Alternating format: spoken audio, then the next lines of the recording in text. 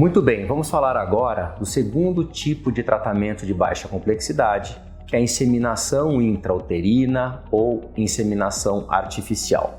A primeira informação que eu quero dar para vocês, antes de falar sobre a inseminação intrauterina, é diferenciar o que é inseminação intrauterina do que é fertilização in vitro.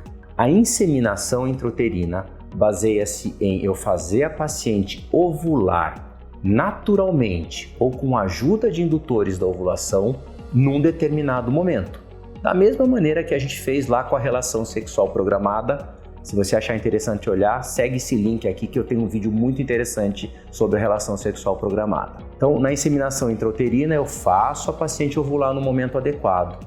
No momento que essa paciente está ovulando, o companheiro vem para a clínica, colhe o espermatozoide, a gente prepara o espermatozoide dentro do laboratório de andrologia e esse espermatozoide vai ser injetado no interior do útero para que o espermatozoide faça o caminho do útero para as tubas, para um dos ovários e antes de chegar no ovário, na terço distal da tuba, vai encontrar com o óvulo, que foi recém-ovulado, vamos dizer assim, para que a concepção aconteça naturalmente na tuba uterina.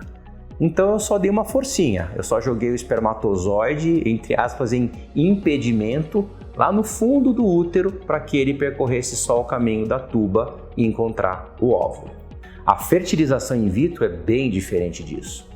Também induz a ovulação.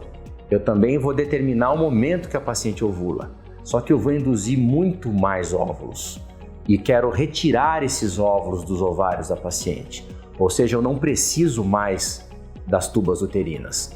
Retiro esses óvulos são levados para o laboratório de reprodução humana e lá dentro do laboratório de reprodução humana, as meninas vão pegar esses óvulos, juntar com o espermatozoide do marido, fazer a fertilização acontecer e o embrião vai se desenvolver. E depois que o embrião se desenvolveu, eu vou escolher o melhor embrião para colocar no interior do útero da paciente. Nas duas condições, inseminação intrauterina e fertilização in vitro, o espermatozoide pode ser do companheiro ou pode ser oriundo de um banco de sêmen. E esse banco de sêmen pode ser um banco de sêmen nacional ou internacional e cada um tem suas características que uma hora dessa a gente vai abordar. A inseminação intrauterina ou inseminação artificial é um tratamento de baixa complexidade que vai ser indicado basicamente para mulheres de bom prognóstico, ou seja, menos de 35 anos, tubas uterinas com bom funcionamento, uma boa reserva ovariana e habitualmente quando a qualidade do espermatozoide não é tão boa assim.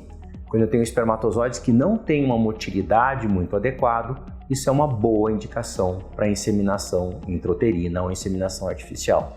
Uma outra indicação interessante para inseminação intrauterina ou inseminação artificial é aquele casal que tem uma dificuldade para ter relação sexual e que o marido consegue se masturbar, a gente consegue o espermatozoide e vai colocá-lo no interior do útero da paciente. A outra grande indicação da inseminação intrauterina é para o casal homoafetivo feminino, no qual a gente vai utilizar um banco de sêmen, a gente vai induzir a ovulação de uma das companheiras e quando ela ovular, a gente vai injetar o espermatozoide no interior do útero dela, desde que ela tenha menos de 35 anos, uma boa reserva ovariana e tubas com funcionamento adequado. Uma outra grande indicação para a inseminação artificial com o sêmen de doador é a produção independente ou a gravidez solo, no qual eu determino o momento que ela vai ovular, a gente traz a amostra do sêmen de doador, descongela a amostra do sêmen de doador e coloca ela no interior do útero da paciente. Casais com endometriose em estadiamento inicial também tem trabalhos que mostram que pode ser uma boa indicação você induzir a ovulação e fazer a inseminação intrauterina. Como funciona a inseminação artificial? A base de tudo é induzir a ovulação da paciente. E assim como no coito programado ou na relação sexual programada, essa indução da ovulação pode ser feita com medicação via oral, tem dois tipos, se trata de clomifeno ou o letrozol, ou com medicações injetáveis, que são as gonadotrofinas. Na indução da ovulação com medicação via oral, como que funciona? O paciente menstrua, vem fazer um ultrassom do primeiro ao terceiro dia do ciclo menstrual. Esse ultrassom está ok, ela vai começar a receber uma medicação por via oral por 5 dias consecutivos. Utilizou a medicação por esses 5 dias consecutivos, mais ou menos no 6º ao 8º dia do ciclo menstrual, ela vem fazer um ultrassom, ou faz ultrassom na cidade dela e manda o laudo pra gente. Esse ultrassom vai ver o tamanho do folículo ou dos folículos e vai ver o tamanho do endométrio e o aspecto dele. Normalmente, nesse ultrassom, ela ainda não está pronta para ovular. 2 dias depois, ela faz mais um ultrassom. Fez esse segundo ultrassom, a gente viu que o folículo cresceu, que o endométrio está com aspecto mais adequado, e quando este folículo tiver pelo menos 18 milímetros de média e o endométrio estiver de aspecto adequado, vamos gerar a ovulação na hora que eu quero. Eu vou deflagrar a ovulação, é uma coisa que a gente chama de trigger da ovulação. Esse trigger é feito com uma medicação injetável, HCG, que é muito parecido molecularmente com o hormônio natural da paciente, o LH. A partir do momento que o hormônio natural da paciente, LH, surge ou que eu injeto o HCG, 36 horas depois ela está ovulando. Mais ou menos 34 horas depois da injeção dessa medicação, eu chamo o casal para a clínica, o marido vai colher o espermatozoide, eu vou preparar os espermatozoides. Esses espermatozoides são preparados no laboratório de andrologia. Lá no laboratório de andrologia, eles colocam esses espermatozoides no meio de cultivo que selecionará os mais rápidos, os de melhor morfologia, e esse pool de espermatozoides concentrados vai ser colocado dentro de um pequeno catéter. Esse catéter vem acoplado a uma seringa, a paciente vem para a clínica, fica em posição ginecológica como se fosse uma simples coleta do Papa Nicolau. A embriologia traz para mim o catéter carregado com esses espermatozoides. Eu vou passar esse catéter pela vagina da paciente, eu vou passar esse catéter pelo colo do útero da paciente e do colo do útero eu vou atingir a parte interna, quase o interior da cavidade uterina.